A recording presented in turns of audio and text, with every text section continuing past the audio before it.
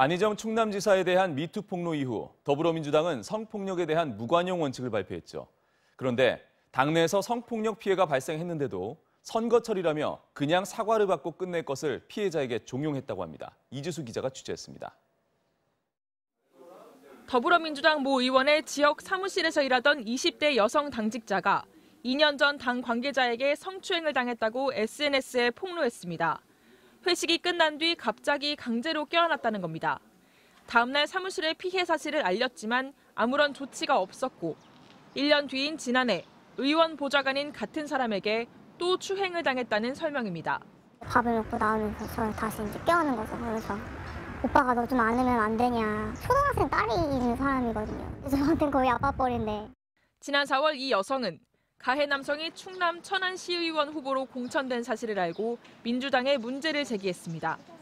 안희정 충남지사에 대한 미투 폭로가 나온 뒤 민주당이 성폭력 특위를 만들어 성폭력의 무관용 원칙을 적용하겠다는 말에 용기를 낸 겁니다. 진상조사에 들어간 민주당 성폭력 신고센터는 2차례 성추행이 있었다는 사실을 확인했습니다. 하지만 공천 취소는 어렵다는 결과를 알려왔습니다.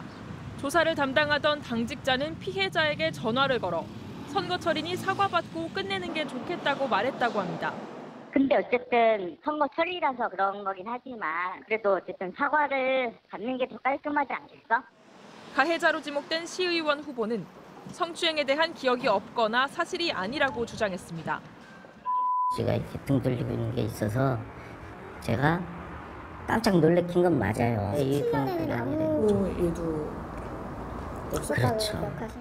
민주당은 성폭력과 관련해 자체적으로 후보 부적합 판정을 내린 경기도와 충청 지역 자치단체장 후보에 대해서도 공천을 확정했습니다. MBC 뉴스 이지수입니다.